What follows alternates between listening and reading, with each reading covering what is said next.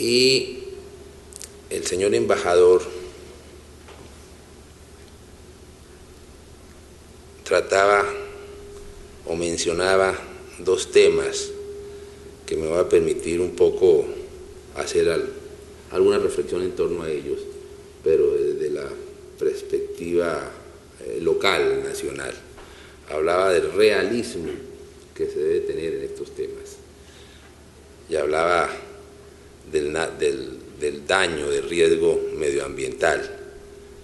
Igualmente señalaba cómo Colombia no es una gran productora del gas que afecta lo que se ha denominado como el cambio climático. Pero aquí, hablando del realismo, tenemos un tema que previamente debemos resolver, porque si no es imposible cualquier diseño que garantice la sostenibilidad. Y es el tema de cómo la violencia que vivimos se ha ensayado contra el medio ambiente. Ello lo podemos corroborar en los días anteriores, cuando estaba hojeando algunas informaciones para saber qué decir y decirlo rápida y lacónicamente. Me encontré con una publicación de este mes de Corpo Amazonía, que es muy preocupante. Simplemente lo que hace este documento es sistematizar lo que nosotros vemos noticiosamente de manera cotidiana. Pero permítame simplemente recordar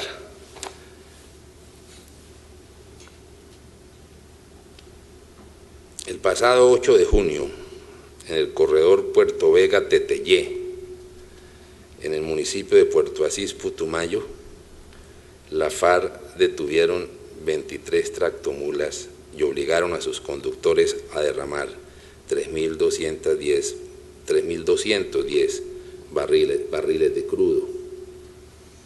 Corpo Amazonía hizo una verificación terrestre de los daños causados, una catástrofe ambiental. Algunos datos del informe.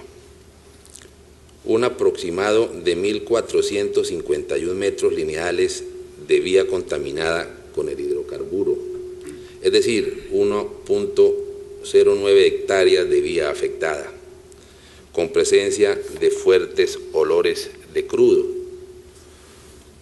9 bajos inundables o humedales afectados, 3 tanques piscícolas con presencia de crudo.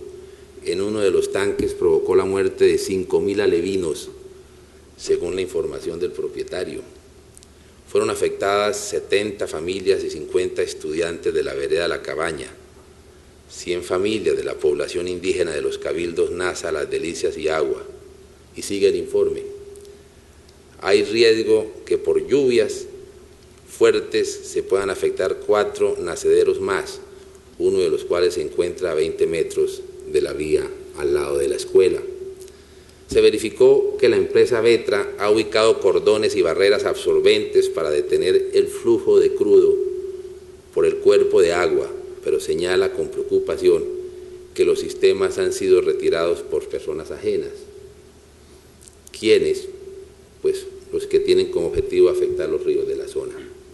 Según Corpo Amazonía, en el año 2014 atendió 84 derrames de hidrocarburos en el departamento de Putumayo, ocasionados principalmente por acciones de terceros, afectando áreas de especial importancia ecológica e importantes fuentes hídricas como los ríos Putumayo, Orito, Coembí, San Miguel, Guamués y sus afluentes. De acuerdo a esa entidad, los efectos de estos atentados son difíciles de superar, como se observa en las actividades de control y limpieza que se ejecutan para atender la crisis generada acción de las FARC en la inspección del Tigre, municipio de Guamés, Putumayo, en julio del 2014. Se obligó a abrir las válvulas de descargue para derramar 5.090 barriles de crudo. Estas acciones contra la infraestructura se dispararon desde el 2010. Pasó de 116 atentados a 405 en el 2013. Solo a partir del 2014 se comienza a presentar una reducción. En el 2015 los atentados prácticamente desaparecieron debido al llamado cese unilateral, pero terminado este, se demostró que tales grupos pueden hacer atentados siempre que se los propongan, como el de la semana anterior. Pero igualmente hay otras formas de afectación al medio ambiente. La minería ilegal, ustedes lo conocen.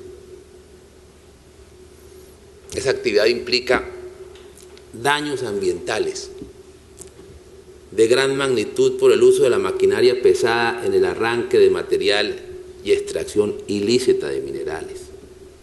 Ustedes saben muy bien que hoy la mayor fuente de financiación de la FARC no es la coca, es la minería ilegal.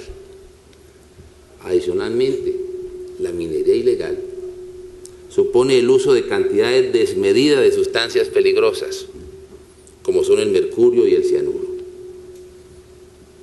para la vida e integridad de las personas, así como para las fuentes de agua y las especies que resultan altamente contaminadas.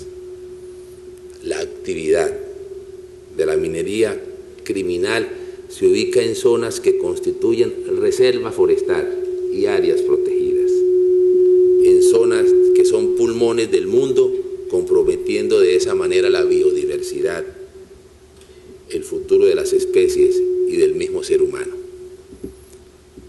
Otra de las acciones que la FARC desarrollan a costa del ambiente son las actividades relacionadas al cultivo, al procesamiento y al tráfico de estupefacientes. Mientras simulan ser defensores del ambiente, en Nariño y Putumayo, para dar solo dos ejemplos, devoran la selva, hacen quemas de árboles para cultivar coca. Luego, con las actividades en laboratorios donde transforman la pasta de coca en cocaína, contaminan la fuente de agua, la gasolina, el éter, la urea, la cal y otros químicos afectan las selvas. Bueno, podríamos seguir haciendo otras consideraciones de temas que ustedes y este auditorio que es calificado las conocen plenamente. Pero simplemente me interesaba advertir o repasar a partir de la afirmación que hiciera el señor embajador sobre el necesario realismo. Y aquí un elemento muy importante de ese realismo es el terrorismo que se hace contra el medio ambiente. Y ese tal vez es una de las primeras condiciones o circunstancias o elementos que se deben tener en cuenta para construir una política pública que sea sostenible a partir de la remoción de estos graves obstáculos contra la integridad medioambiental. No quiero extenderme más en la tarde de hoy, en la mañana de mañana. Los procuradores delegados que manejan el tema de la perspectiva técnica, el procurador delegado para el medio ambiente, el doctor Oscar Darío Amaya, y el doctor Cerrato, que fue el procurador o ha sido el procurador en el proceso del río Bogotá, pues harán presencia aquí para aportar la experiencia que han recogido dentro del ejercicio funcional, para que sirvan de insumos importantes y eficaces en la construcción de una política pública sostenible. Muchas gracias. Bien, es momento de escuchar ahora al doctor Jorge Valencia, director de la UME, quien viene en representación del ministro de Minas, doctor Tomás González. Muy buenos días a todos, el señor embajador Jean-Marc Laforet, el señor procurador Alejandro Ordóñez y a los demás miembros de la mesa principal.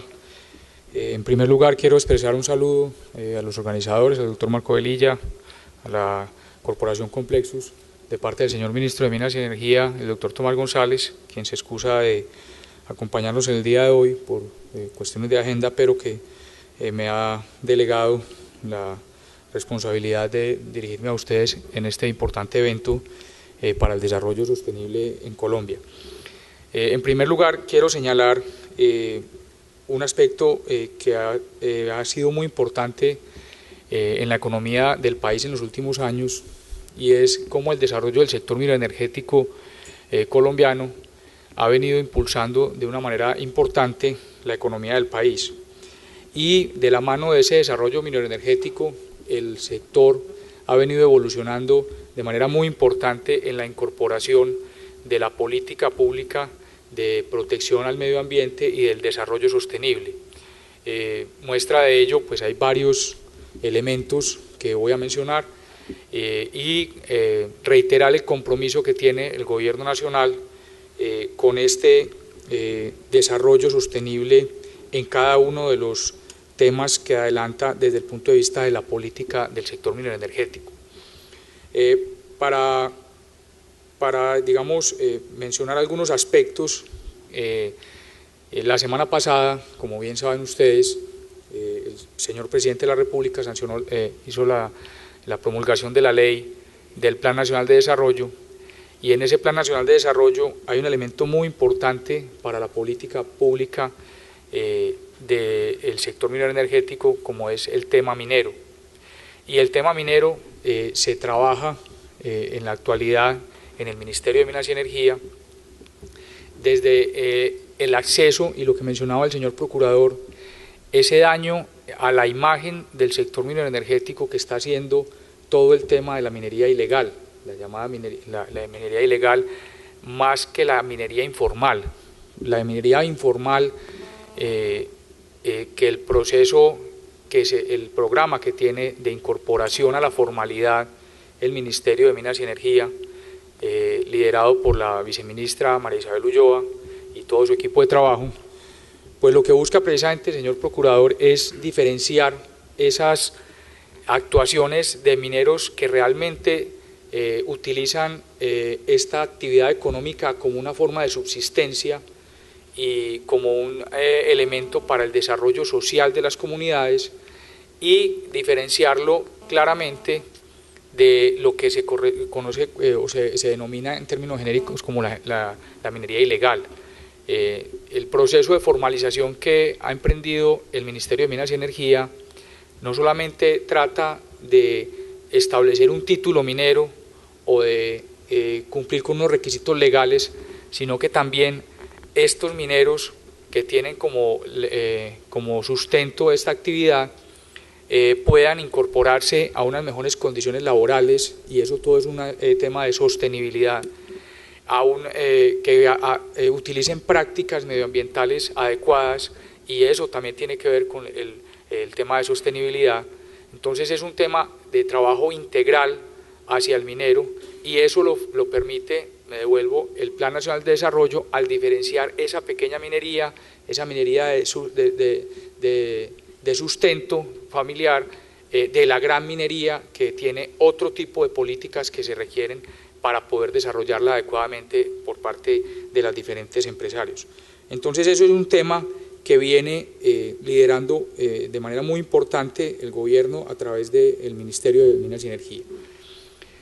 También, como bien lo saben ustedes, en temas ambientales y hablando específicamente del tema de cambio climático al que se refería el señor embajador de Francia, el sector viene trabajando fuertemente en la incorporación de fuentes de energía renovables no convencionales, y desde hace un poco más de un año se promulgó la ley de promoción de este tipo de fuentes, y eso ha venido impulsando de manera muy importante las inversiones en proyectos nuevos que nos van a permitir mantener, porque como bien lo señalaba el señor embajador, nuestra matriz de consumo energético, especialmente en la parte de producción de energía eléctrica, es muy limpia, pero a futuro debemos mantener esa composición de la matriz y es así como empresas como las que están hoy representadas acá por el doctor Rico,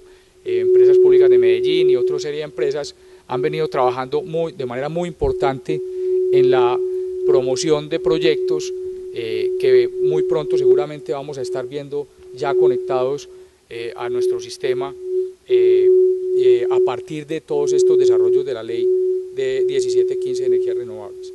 Esa ley, además del tema de energías renovables, también involucra un aspecto que es muy importante para este gobierno y que no solamente toca al sector eléctrico, porque todo el mundo ha digamos, relacionado la ley 1715 solamente con el sector eléctrico, pero recordemos que uno de los grandes consumidores de energía en nuestro país es el sector transporte, y hay otros sectores que también consumen de manera muy importante energía en nuestro país.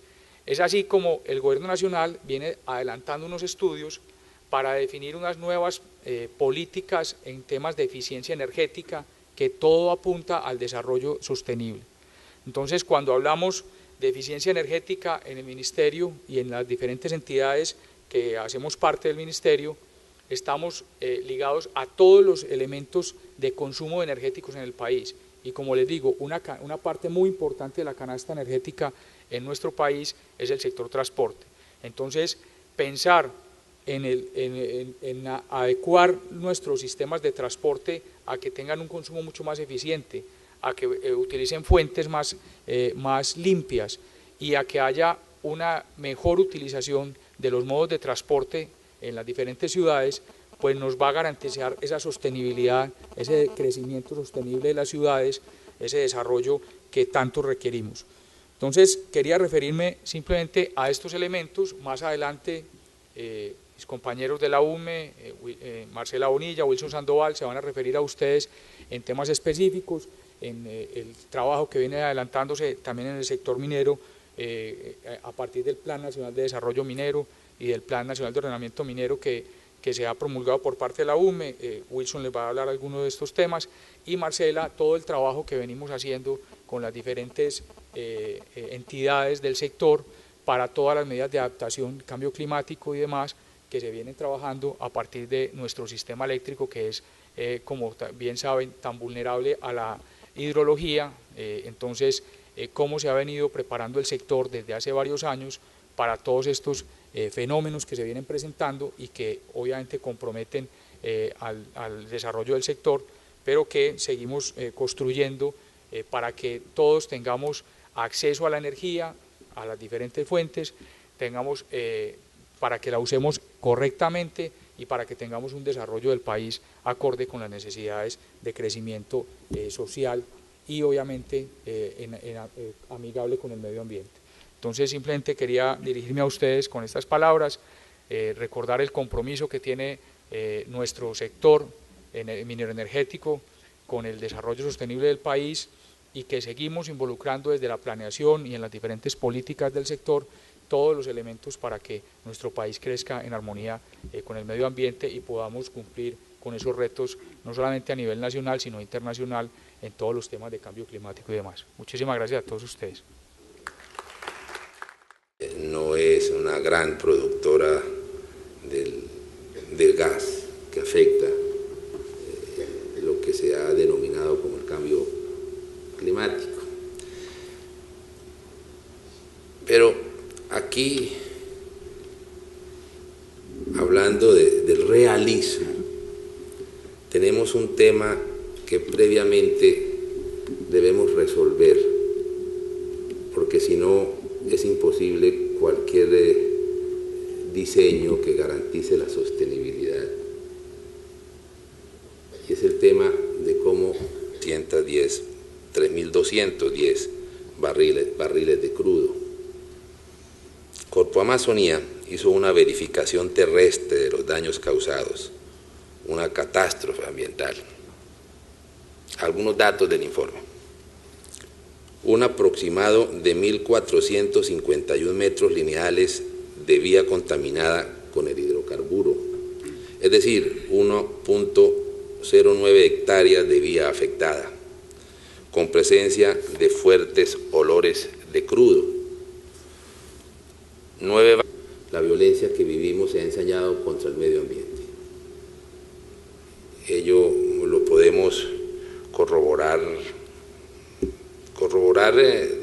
en los días anteriores, cuando estaba hojeando algunas informaciones para saber qué decir y decirlo rápida y lacónicamente, me encontré con una publicación de este mes de Corpo Amazonía, que es muy... Y el señor embajador trataba o mencionaba dos temas que me va a permitir un poco hacer alguna reflexión en torno a ellos, pero desde la perspectiva local, nacional. Hablaba del realismo que se debe tener en estos temas y hablaba del daño, del riesgo medioambiental. Igualmente señalaba cómo Colombia es muy preocupante. Simplemente lo que hace este documento es sistematizar lo que nosotros vemos noticiosamente de manera cotidiana. Pero permítaseme simplemente recordar